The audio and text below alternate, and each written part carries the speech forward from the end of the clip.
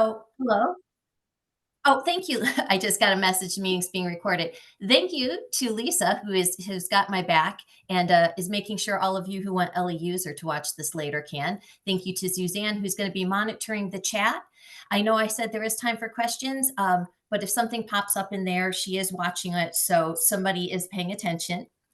I want to, first of all, thank you for everyone for being here. I know this has been a really rough rollout this year for the annual report, and I really appreciate everyone taking the time to be here. Hopefully, we can make things a little smoother today, or at least answer some questions so it's not quite as painful along the way.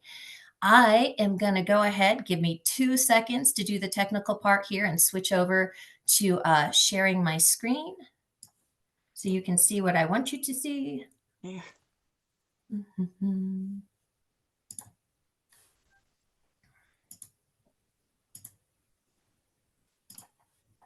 Okay. I'm hoping everybody is now seeing the workshop screen right there.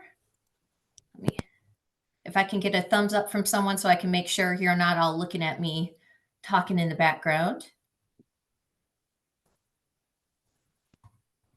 Perfect. Thank you, everybody. I'm always a little paranoid until we get rolling. So if you have just hopped on, or if you have not sat through one of these before with me, hello, I am Angela Fox. I do oversee the annual report workshop here at the Indiana State Library. And this year we're trying something new, and I'm overseeing a second annual report workshop. If you were here for the first one, or if you've seen anything about it in the subsequent emails that followed, I'm sure you have gathered this may not be quite the workshop that originally I had intended it to be. The idea actually came to me from some conversations with a director, a suggestion one of our longtime directors made, and I said, that's really great. And I floated it to some other directors, but she shared a little bit of insight with me that basically was, Angela, your annual report workshop that happens in November, that may not be the best timing for it, because first of all, you're talking about all these things that we can't even see until a month or two later when it's unlocked. And it just makes a little more sense when you can, refer to what you're talking about. And secondly, it's November. I have so much on my plate that I'm not really focused in on the annual report. So I might be there in body and maybe an encouragement, but not necessarily there to take it all in. So she asked about doing this a little later. And I said, that's a fantastic idea. And it turns out it won't work, largely because the second part of the workshop, that annual report and budget workshop, or bookkeeping workshop, I should say, SBOA has a really tight schedule. And we really want to make sure you guys get that bookkeeping workshop and get it in a timely fashion. That said, the second workshop was meant to be a little more informal. And the whole concept was, okay, now you've had a chance to peek around in the report about the things I talked about a month or two ago. Now come at me with your questions. And that was all a great idea. And then this year happened. So the report workshop number 2, it's morphed a little bit into something different. So I'll be honest, I floated some different titles to change with the different vibes. We have, oops, make sure we can, oh, here we go. The edit check strikes back, because we have been having lots of issues with that. We'll talk about those in a second.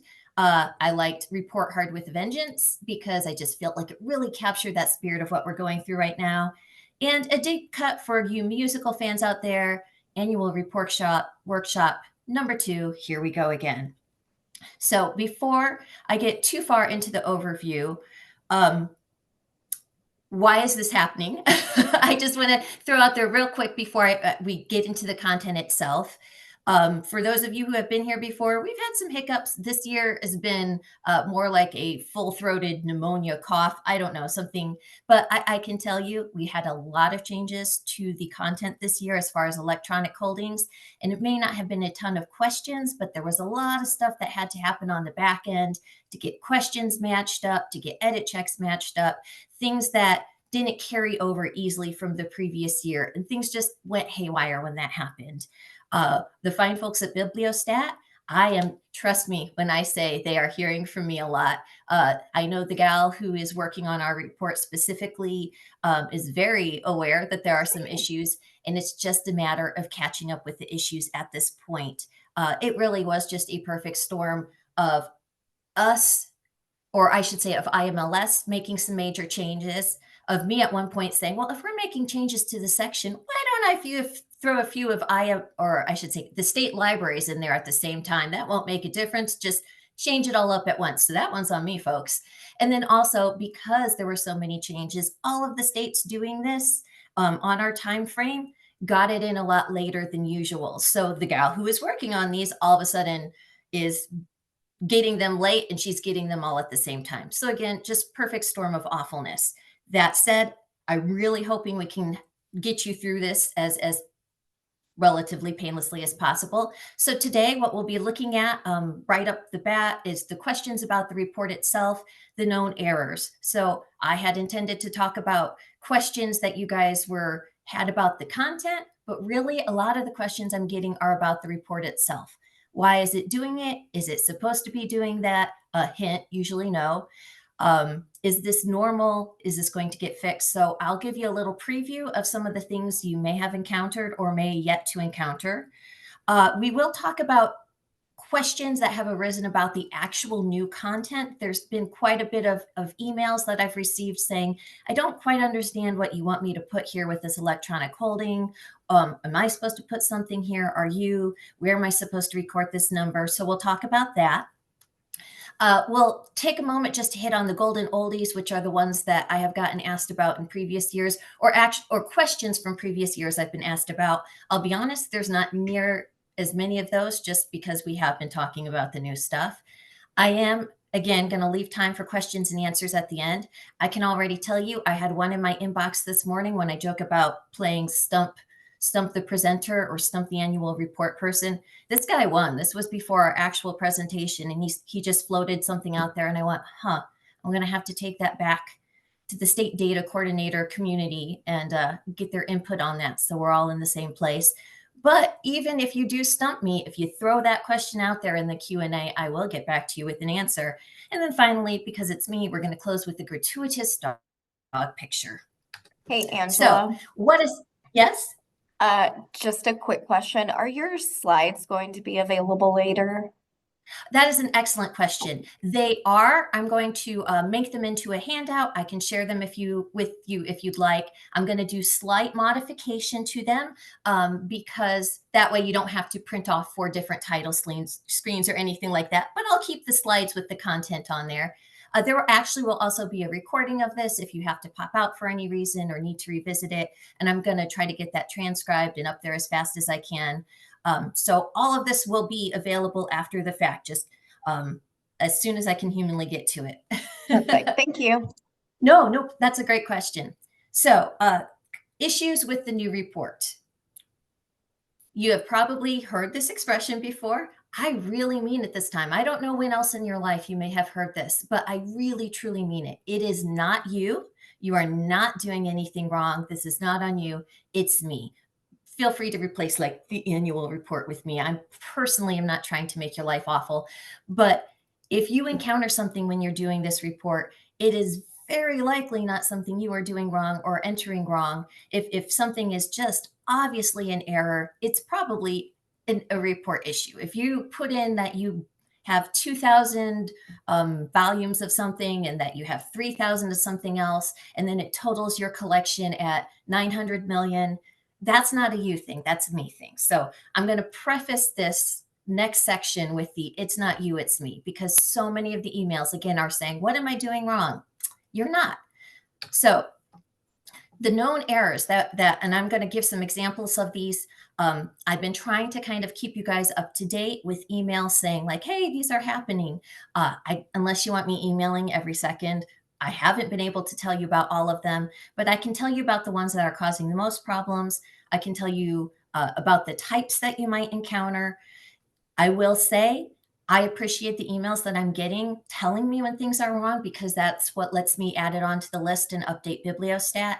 So if you encounter something, if you have a question that seems haywire and you say, I don't think she mentioned this in the presentation, don't feel bad about sending it my way. I actually really appreciate it because you guys are helping me. I'm not going to be able to catch all of these on my own. But the different categories of known errors that we're dealing with right now and what to expect. Pre-fills. There's issues with those not showing up. Issues with questions, just straight up not on there. I've got a couple people saying, where is this question? And I say, it's number, and then I'm stumped because it's not a number. It's not on there. We have a couple instances of mismatched instructions. I don't have any really good things to show you for this. I'll just mention in passing right now. I've had some people say, I was working in the programming section and I had a question. So I hit that little pop up, and what it said did not really make sense with the question. And again, these are things that are happening behind the scenes with Bibliostat having to match up one file with another file. Things are not matching up. So that carries through with the edit checks. You might be getting an edit check that tells you, you did something wrong because you reported having a number here and zero number here, but you did report a number there. So we'll talk about that. Some of those edit checks tie into history issues, things that are going wrong with the previous history. And finally, everybody's favorite, straight out calculation errors.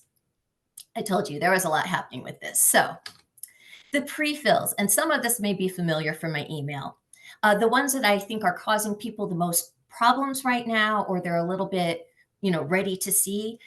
Every year, there's a handful that we traditionally pre-fill once the year wraps up, and we at the state library have that data for you. That includes in the revenue section, the broadband connectivity grant. So that number, that's the number that's not actually your E-rate, but it's the number that we try to give you each year to help cover what portion of your internet bill isn't covered by E-rate. So that's money coming from the state library. We keep track of that. So we fill that number in for you. The operating expenditures per capita from 2023, you'll see that question in section 5. I have heard that some people are seeing this one pre-filled. That's fantastic. I last checked late last night and these things were still not in there, but they may have changed since then. But this particular one, we pre-fill that for you. We go into your last year's report. We find out what your operating expenditures per capita were from last year's report. And then we drop it into your current year report because that's the number that we ask you to compare to your non-resident fee from 2024 and say, hey, was it at least as much as you spent per person on the previous year? It's hard to compare those numbers if it's not pre-filled. So again, that's data we've provided. We're just waiting for it to upload.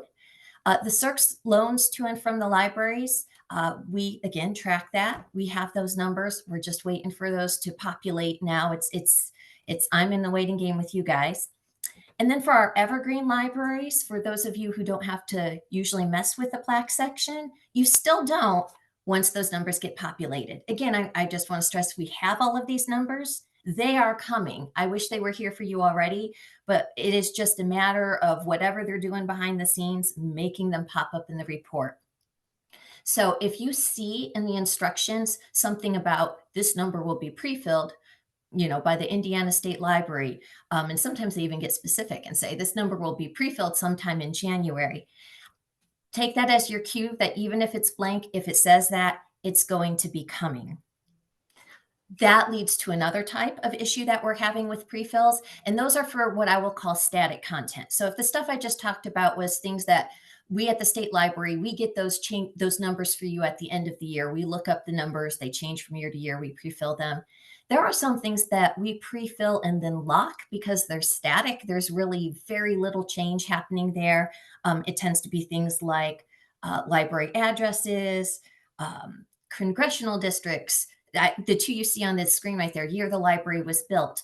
So those are things that should just be in your report already. They should be locked. And the only way to really change them is if you contact me and say, oh, hey, there's an error with our address, or, oh, hey, we moved to a new building, or, oh, hey, when they did the census a while back, they and did the redistricting, our congressional district changed, and I need you to update that.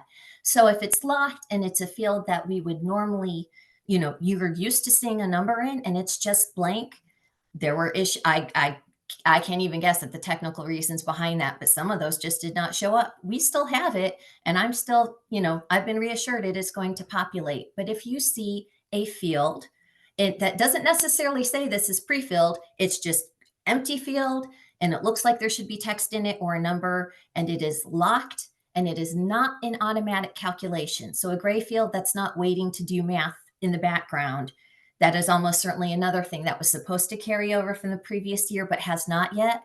So this may not be as helpful as I hope it is, but if that happens, don't panic. I would tell you, if possible, just to ignore it and know that they are going to be filling in like magic, hopefully some point soon.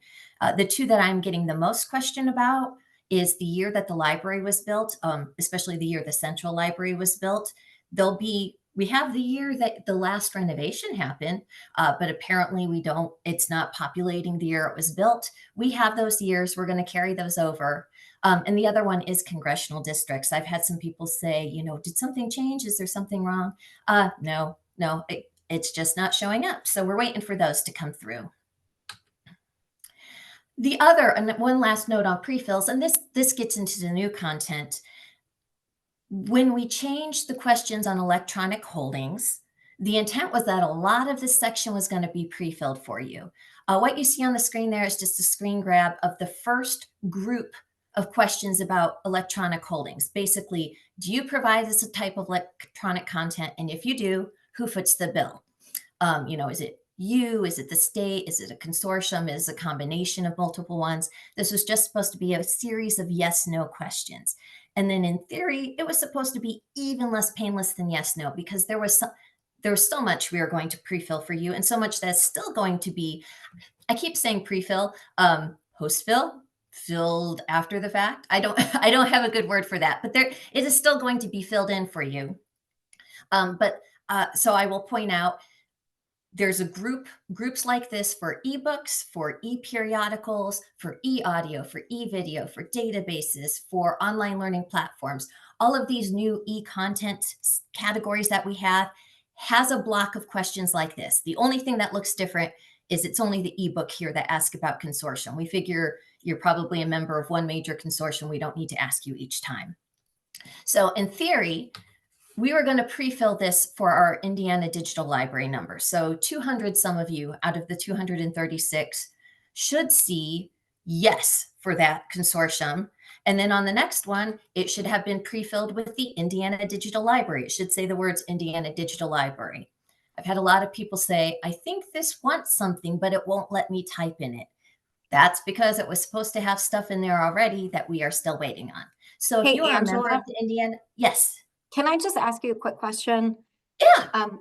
People are wondering, where does Hoopla fit in with that? Is that something you want to answer now or later? Oh, I've got slides on Hoopla, people. Okay, I perfect. promise you. Thank That's you. probably, they are coming. That is probably of the new content. That's not an actual error, but just kind of like, what do you want from us? I will be addressing that directly. I promise you, because I think that is the number one question I have about like content itself. So that's coming up. Yay, Perfect. preview. So finally, as I said, if you're a member of Indiana Digital Library, all of these questions about ebooks and e-periodicals, all of that, do you provide it through the consortium, was supposed to be pre-filled. Even that yes and no for you. Yes, Indiana Digital Library provides books. Yes, it provides e-audio. No, it does not provide video. So all of those should be filling in for you. If you can do the drop-down arrows yourself, and you have, don't worry, that's not going to screw it up any. We just didn't even want you to have to do that if we didn't have to. Finally, any of the questions that were ebooks, e-video, e-audio, etc., provided by the state agency, as a state agency, we were going to, I got too far ahead of myself. We're going to do that for everybody and just fill in, yes, we provide databases. They would be called Inspire. And yes, we provide online learning platforms. And there's still some debate happening behind the scenes about some of the other categories, whether they tip into ebooks or whatnot. We'll figure that stuff out, though. So you can just assume that we'll get it together for state agency and fill that in for you. Missing questions. There are questions that have appeared in the survey in years past that people are looking to put the data in and they can't find a place. I think the number one for this is in-house usage. And this would normally appear in the holdings and circulation section. It usually comes right after all the circulation questions, circulation of physical materials and kids materials. And then towards the end of that section, it will say, what is your in-house usage? We still want that number. It went missing somewhere in between all of the changes that happened. I've lobbied to get it back in there. It's on the list.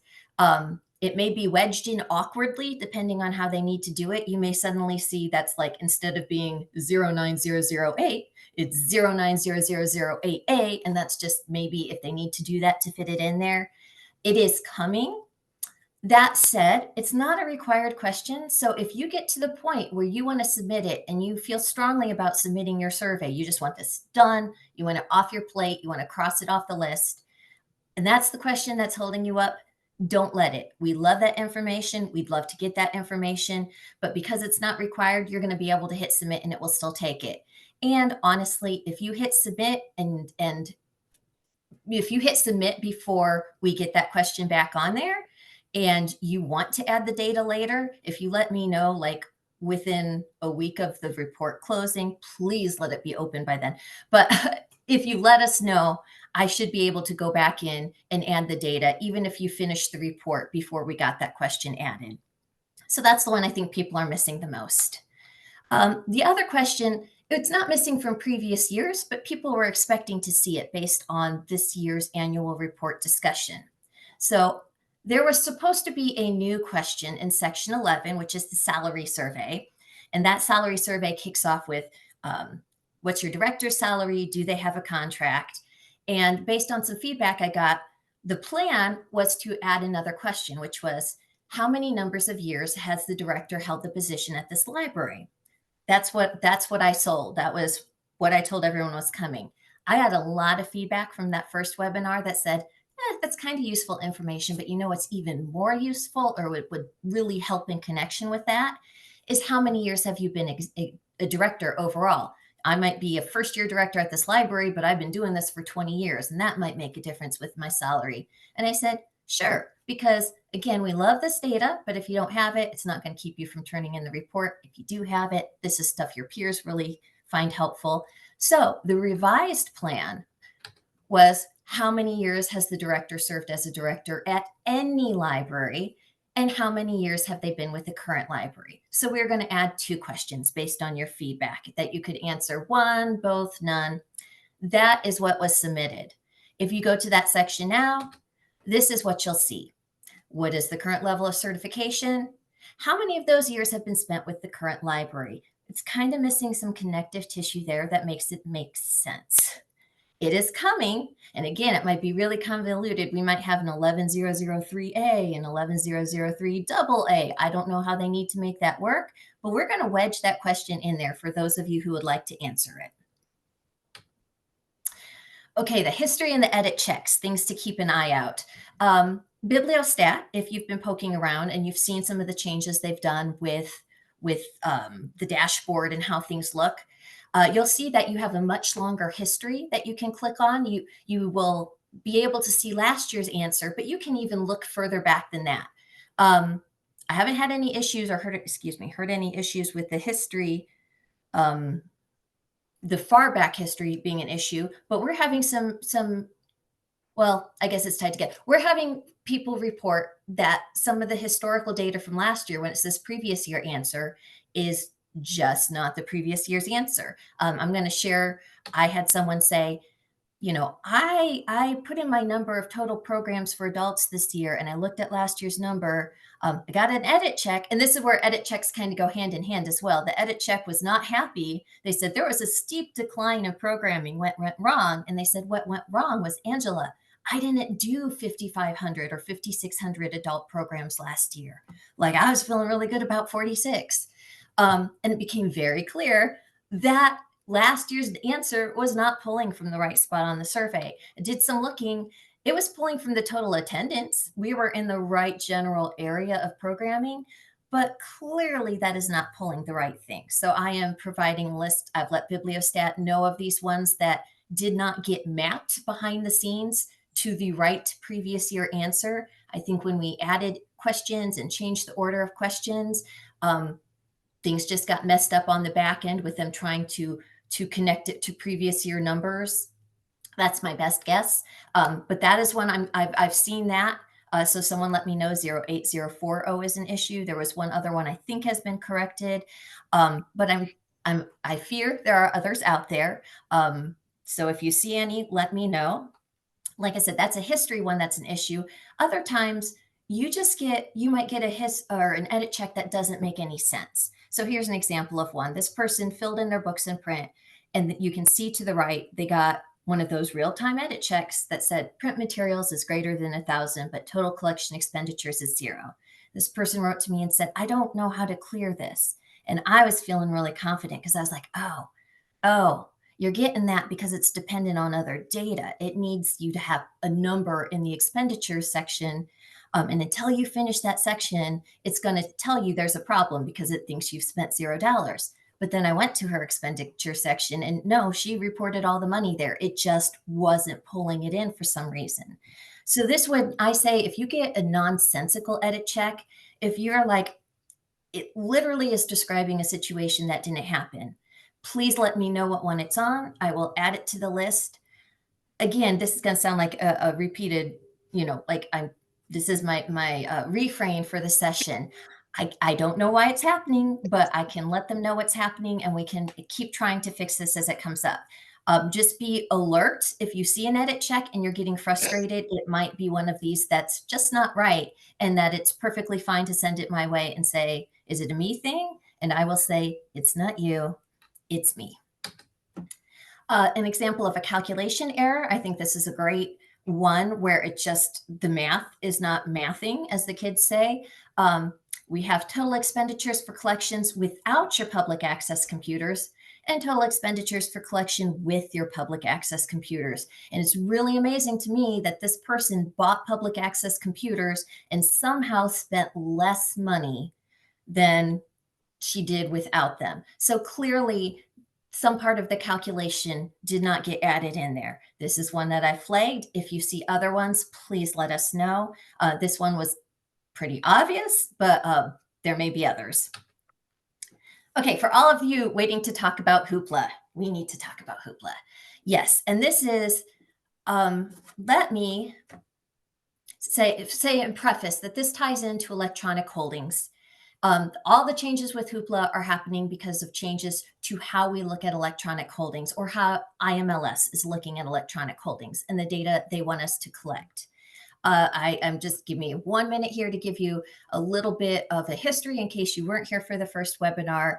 The history is this these questions about electronic holdings, how many do you have and how many times do they check out, things like that. They've been on, I believe, for slightly over 10 years now. Slightly over 10 years ago, IMLS decided, and they heard from the states, that people wanted to collect data on how many things and electronic content, like how many electronic offerings libraries had. And it makes a lot of sense. Like you can see the rationale behind it. Store visits were down and people were still wanting to tell library stories. And they suspected that, yeah, door visits are down, but I bet if we look at those electronic holdings, you'll see that the circulations is way up and the holding is way up, because people may not be visiting the libraries, but they sure are using our services. So we're like, yeah, I think that's an important part of the story we're missing. IMLS voted to add it on. It sounds great and dandy. And then reality hit. And part of the reality with electronic holdings is these suckers evolve faster than we can ever hope to rationally keep up with, as far as subscription models and how you borrow things. So originally, I think IMLS really hoped it was going to be clear cut. Okay, we count books, physical books, and the number of times they check out. We're going to count ebooks and how they check out, kind of the original overdrive model, one to one. It's going to be pretty easy. And then you got your Hooplas and you got your Canopies and you got all of these other ones that were introducing on demand, and they were introducing streaming titles, and they were introducing binge passes and flex passes and just all sorts of things that we weren't sure how to account for. And how do you count that? And the states very quickly found out that, because these are national questions, that we were not counting them even close together as a states. There were basically two schools of thought when it came to things like Hoopla.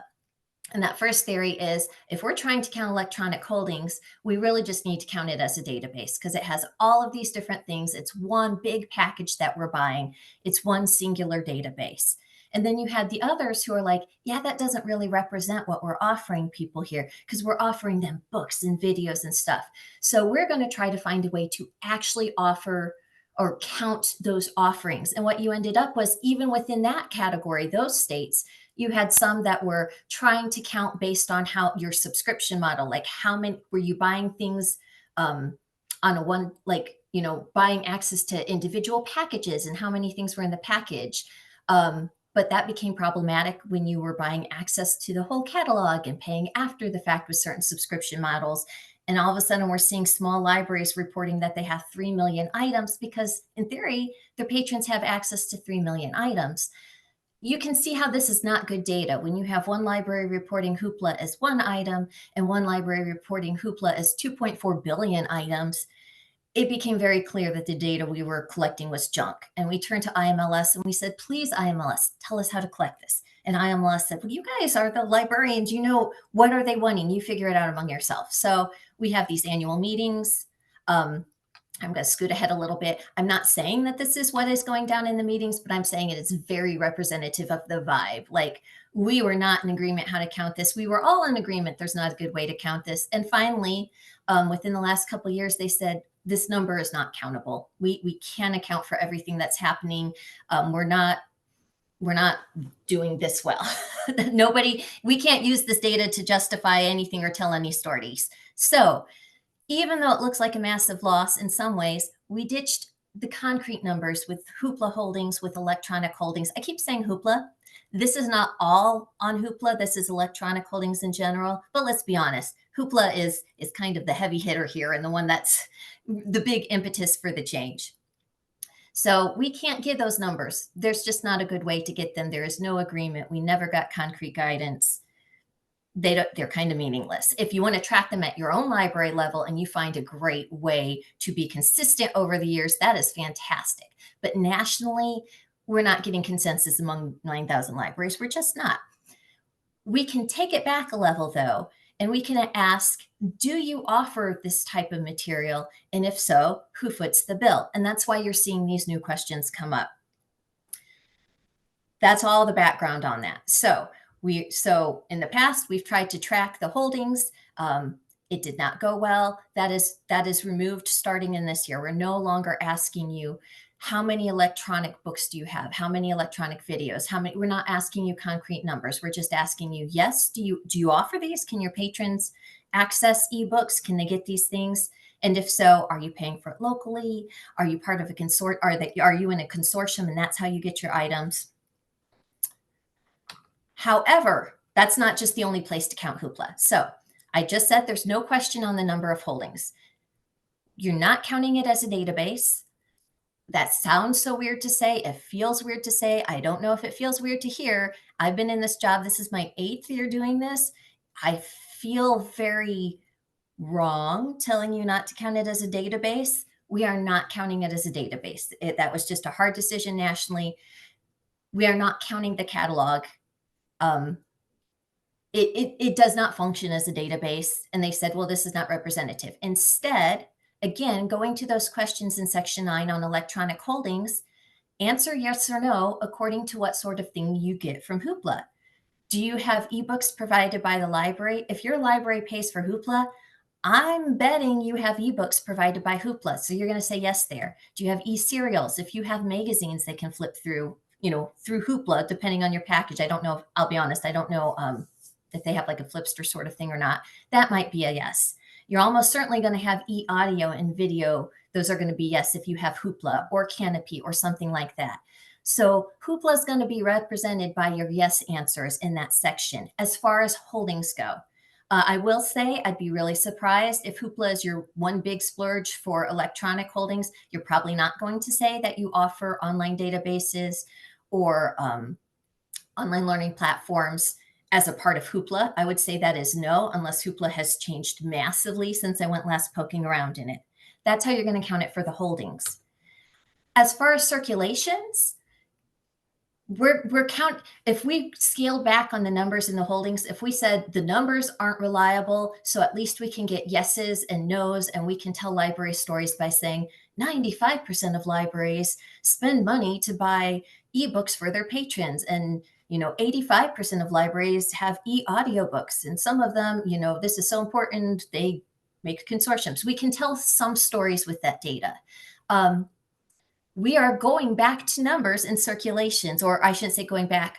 We're counting Hoopla. If that part got easier, circulations got a little harder because now we're asking you to break it out in a way we haven't before. In past years, we've said, tell us your electronic content use and tell us your successful retrieval of electronic information.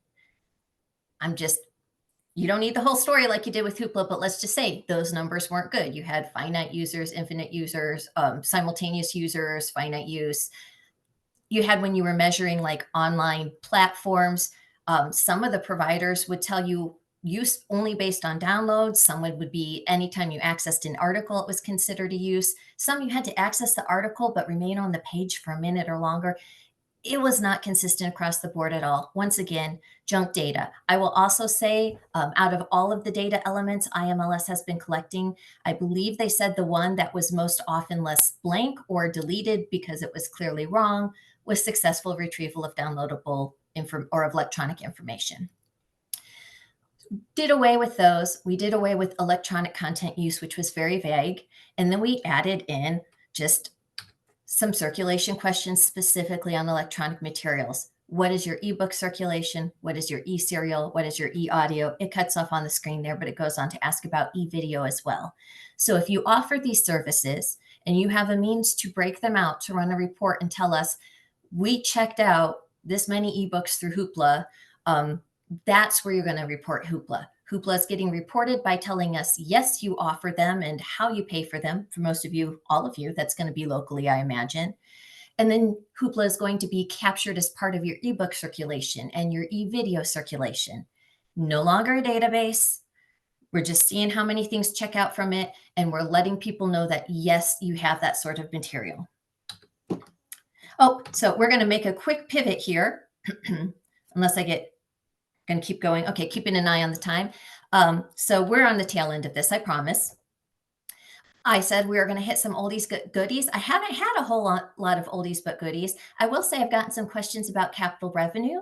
I think part of that is when you go into the capital revenue section, it's missing the big definition that usually hangs out at the top. It's just a blank space where that is supposed to be. So just know that capital revenue is meant to be money for major projects. This is money that's been, if it's been earmarked for a building renovation or buying land or buying a bookmobile or something that you need in a special appropriations for, that you're setting something aside for a rainy day, hence rainy day funds, it is almost certainly going to be part of capital revenue. So you can see the definition there. It should be in the actual instructions. But if you're recording capital revenue, to answer a couple questions I have, yes, this is where to record money that is in your LRF and in your rainy day, the money that you put in there. You don't want to count that money in expenditures because you're not actually expending it. You're just transferring it. You're transferring it to LRF. You're transferring it to rainy day. So that money will show up in the capital revenue section. Okay, I wanted to close out. I did want to talk about before we go and go into the open question answer. So all of this with me saying it's broken, it's bad, just hold off on it. That's really hard to do when you've got two major reports that are breathing down your neck. I understand that. So I will say general safe zones that you can fill out most, if not all of these pretty easily and not worry about numbers throwing off your totals or confusing the heck out of you. That first one, the general information, it is missing one or two pre-fills that are static, but they're going to pop up. Like, don't worry if your address isn't in there. We know your address. We've had it for years. We will fill that in for you. So there shouldn't be too much that throws you off with general information. I haven't had any complaints about registrations. I'm going to totally take a side rail here because I realized I did not address one of my common questions, which is, I'm an Evergreen library. When am I getting these numbers? I have checked with our Evergreen coordinator. She is actively working on the report. You should have them by the end of the month. So if you are waiting for numbers from her, we have not forgotten about you. They are being processed as I speak. If you have those numbers, you can fill in registrations. I have, knock wood, not heard anything about that.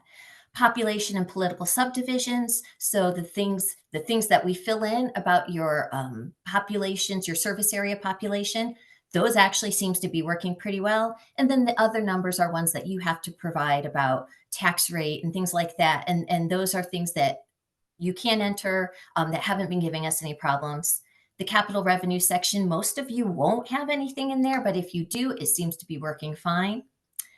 Section 7 is employees. That's the how many full-time equivalent do you have and how many part-time and how many are librarians, how many are staffs. That one's going pretty smoothly. I feel like knocking wood after every single one of these, but as far as we know, the board section, which is everybody's favorite section, my understanding of it, that one is open and available for use. There is one known issue that is giving people fits that I know about, which is it will ask you for like the very first question will say something about like president above a blank field, a blank grade in field, and then it's waiting for a response and you can't do anything because it's locked. That was supposed to say in large cap letters, like it has to do with, it's kind of redundant, but it was supposed to say president and be filled in. Again, that will appear, but in the meantime, you can fill in that information for us and it should not mess anything up. The salary section, I have the little asterisk because, as I said, there's going to be an additional question about years that a director served, but everything else in there, all of that stuff about starting rate and you know starting salary, the salary range for the different positions. I know that section takes a while. That section is beloved as far as the data it produces. So if you have that and you want to work on that in the meantime, let me tell you, your peers will love you because that is the number one section I get asked for the second this thing closes. The standard section, which, oh, I don't know, it might duke it out with the board section for things that libraries just really do not enjoy doing on this report for understandable reasons. But that one you should be able to go through and tell us, yes, I do this. Yes, I do this. Yes, I do this. You should be able to click through all of those. The only things that might be missing is if you are an Evergreen library, we usually go ahead and tick that, yes, I am part of Evergreen, or that one's not pre-filling to my understanding. We will get that in for you. You probably know whether you're Evergreen or not as it is. So here, gratuitous dog pick. I told you it was coming. So I know this is awful. I personally want to bury my head in the sand about just all of these things that we're having, but I promise you they are all being actively worked on. The more you send to me, I'm just going to keep passing it right along until we get this smooth through. If there's things I can do behind the scenes to help get some data in there, or to even just reassure you the data is coming, that you will still be able to return this report on time, that is fantastic. I believe in you. Rosie believes in you. See, I lied. It's not a gratuitous dog pick. It's gratuitous dog pictures, plural. So now I'm going to open up the floor for questions. Okay, we have so many. Are you ready? No, but do it anyway. Okay, so first of all, where will the deadline change at all since this has been such a challenge? I want it to, and it's not going to. And I can tell you it's because it's part of the state code. This is Okay, not, if it's a library decision, I really feel like I would have an easy time getting everyone on board to push it back. It is not. I hope I am not speaking out of term here. I should probably address this with my supervisor. But my guess is if I said, what's our party line? The party line is please, please, please make every effort, even with as much as a nightmare it is, to get it done ahead of time. It is possible that if you are seriously struggling and this is still going on very poorly towards the end, you might be able to apply for a waiver, but waivers are just more paperwork on work on your part. And I feel like you've had enough of that and you probably don't want to drag it out anymore. So if you absolutely can't do it, keep in touch with me. We'll see what we can do for you. But I just think we're not going to be able to officially change the deadline. We just can't. I don't have that power. okay. All right, so sort of on that same uh, uh, area, can we notify people? Can you guys notify people when the report is kind of safe and ready to work on? The question Absolutely. was, can we please be notified when the report is, quote, safe to submit? Absolutely. I don't, I'm hesitating only because I'm like, I don't know if I'm going to be like, it's error free, because I have a feeling things are going to just, this is just going to be a rough year all around. I am trying to send out via the director, we have a directors group via email. I have been sending out updates about that, or I've sent out a couple already that were about known issues. I can easily send out ones that say, hey, we've cleared all of the pre-fills. Hey, it seems like the calculations are working. Hey, I would avoid section 5 with a 10-foot pole until I give you the clear, and now I'm giving you the clear. Like, I will try to keep you very much in the loop. At those safe zones that I mentioned, I really do think you can work on those if you want to get stuff out of the way while you're waiting to hear about those problematic sections. But I will try very hard to keep everybody in the loop on what's happening with those. Okay. Evie says that she also noticed there is a spot on the ISL website for the 2024 annual report instructions, but there's no hyperlink. Are there line by line instructions like in previous years that just haven't been linked yet? There, I must have dropped the ball on getting it linked to the site. I heard that. So I'll have to get that to our IT person, who's great. She'll get that up for us once I get it to her. In the meantime, there are, if you give me just a second here, I think I'm still sharing my screen. I'm just going to show you a little cheat that you can go to. If you go into your survey, um, along this top here, this instructions, if you click on it, you will see click here to view a printable version of the instructions. It will pull it up in a beautiful PDF. This actually was one improvement Baker and Taylor knocked out of the park this year. For years, we've been saying the PDF is horrible.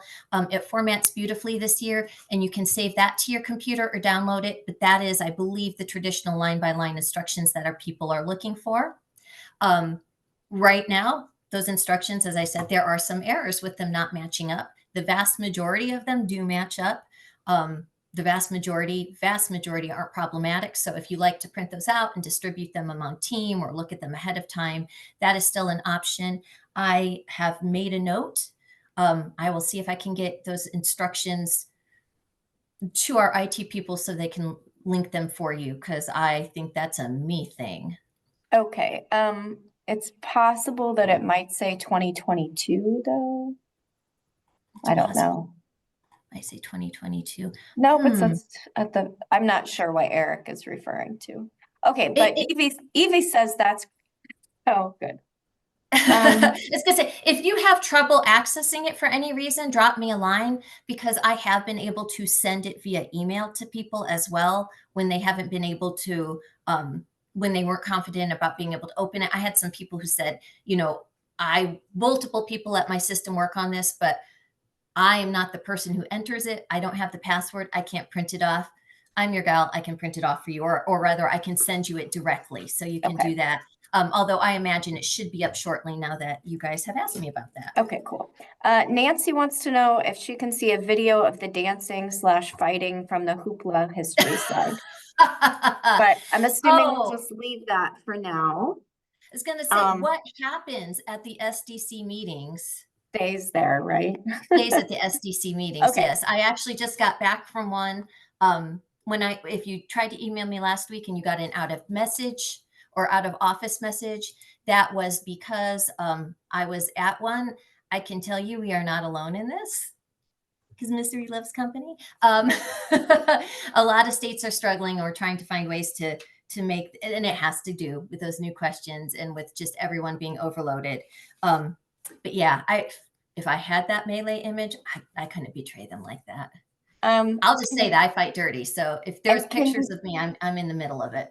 Can you stop sharing your screen? Because it's showing a weird thing. Oh, absolutely. It's showing me. Okay, there we go. Okay, thanks. Now I have some kind of specific things. Should we include our online yearbooks or newspaper stats that are not related to Overdrive, etc., somewhere? And if so, where? And is there a place that you can just point them to where that would be? If you have I'm trying to think online uses. Database stats, No, no, that's one of the numbers because we got rid of successful retrieval of electronic information. It was just so bad as again to be nobody wanted to point to it because we felt like it would invalidate all the other data. It was so clearly wrong. Why should we believe the rest of this? So we're not tracking that at a national level. We have chosen not to continue tracking it at a state level. Um, so the only questions as far as online databases or learning platforms like that, but your newspaper archives, those are just going to be those yes no questions we offer them. And again, I would recommend, I know for some of you, you have a strong historical data, history of these things in your library. Please continue to track them at your library if it's helpful. It's just nobody else was tracking them the way you were tracking them. All the libraries were tracking them different. So Okay. Okay, so this is a canopy question. mhm. Where would you stick canopy, especially if you have the packs to borrow? And is that just section 9 again? I don't know about the packs. I might have to hear more about this. Okay, My understanding was Canopy was a lot of movies, very similar to how Hoopla originally started. It came with Overdrive. Yes, it would be section 9 again, in that you would be telling us, yes, I offer movies. If packs are just like how they're bundled or borrowed, it would still be movies.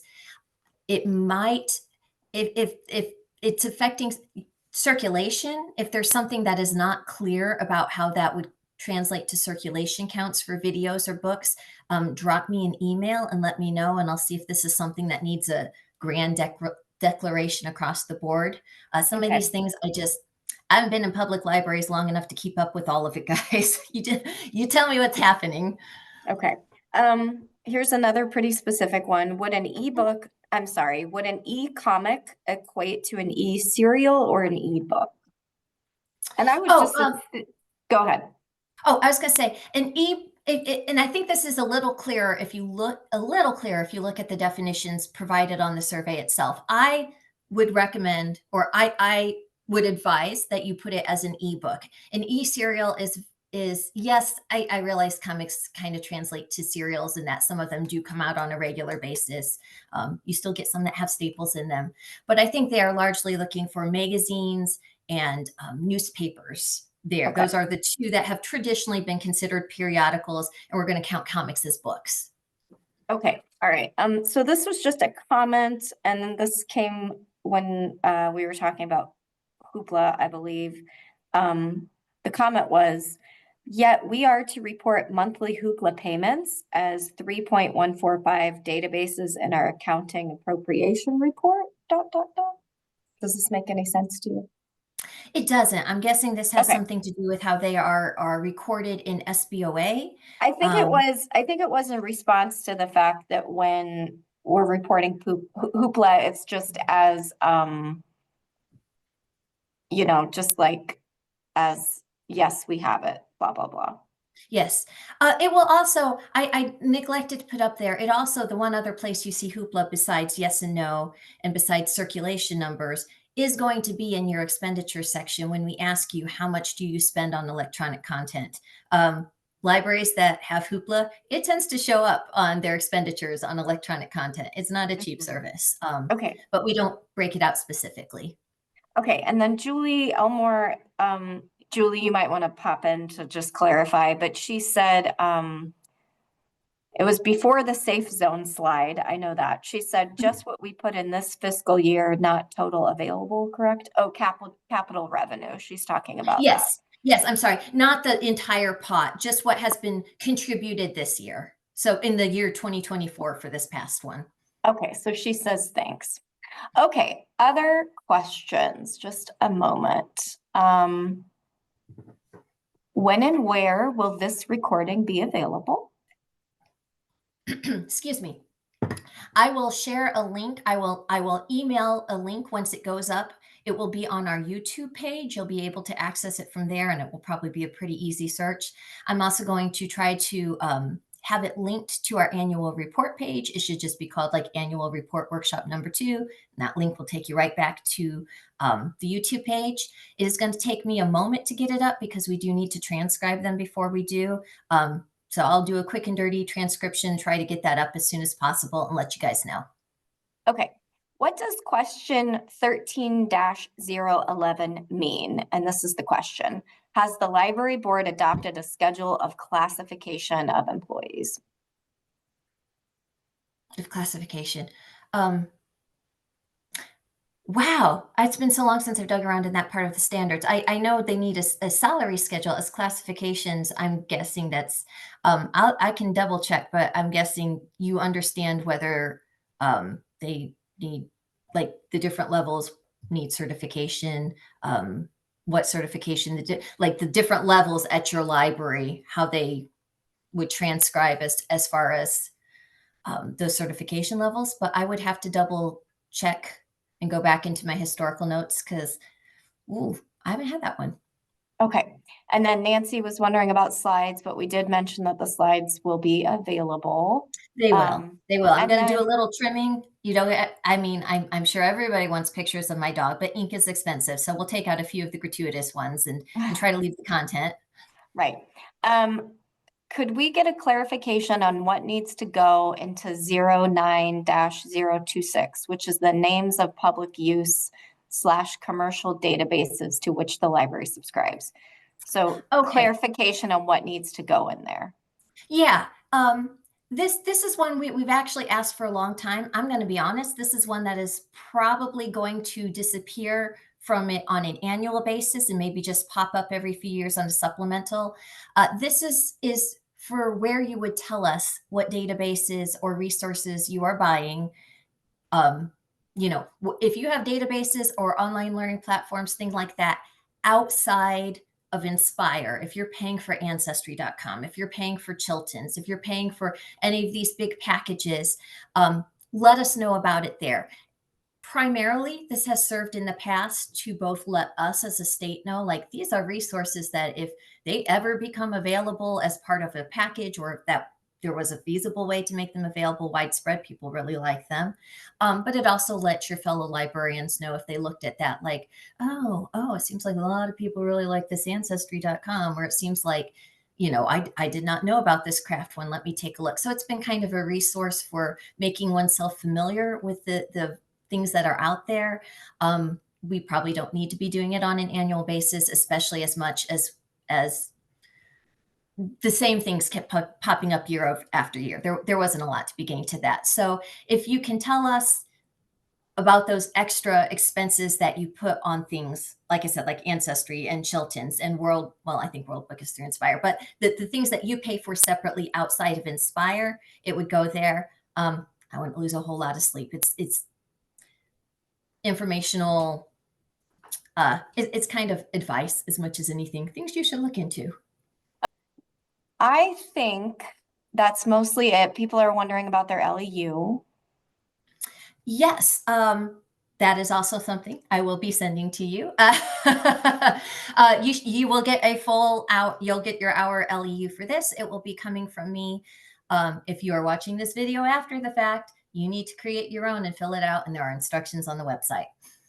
For the rest of Okay. you, I will be sending it to you directly. Okay.